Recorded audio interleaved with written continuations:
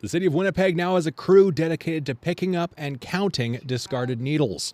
It's something Daniel Hidalgo at Community 204 has been doing for years.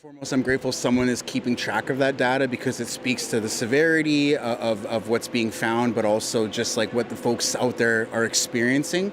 And for me, it's shocking. Hidalgo is surprised by the numbers in a city report.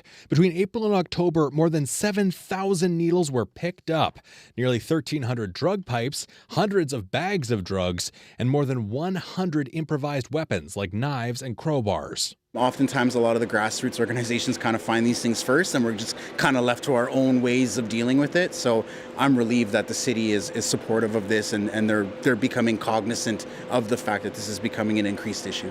By far, most of the needles recovered were found along the Assiniboine River Walk and here, Fort Douglas Park. Here, this year, staff found 1,190 discarded needles. Daniel McIntyre councillor Cindy Gilroy has been consistently calling for more needle cleanups. I heard from a lot of daycares in the area where they were bringing their kids to parks and it was clearly unsafe. So they would see needles, they would find weapons in the park, and they would have to go and clean up the stuff prior to the kids playing. The program is funded until 2028 and looks after 16 parks. City staff say they'd like extra funding for 6 more.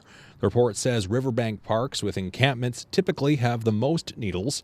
And this summer, Mawston Park couldn't be cleaned because of a camp there. That's why I've been really encouraging that we have a managed encampment site so that if we are having spaces where we're still having an encampment, that it's actually managed and it's organized. So we have garbage pickup. The mayor says he's open to adding more parks to the needle cleanup program. Matt Humphrey, CBC News, Winnipeg.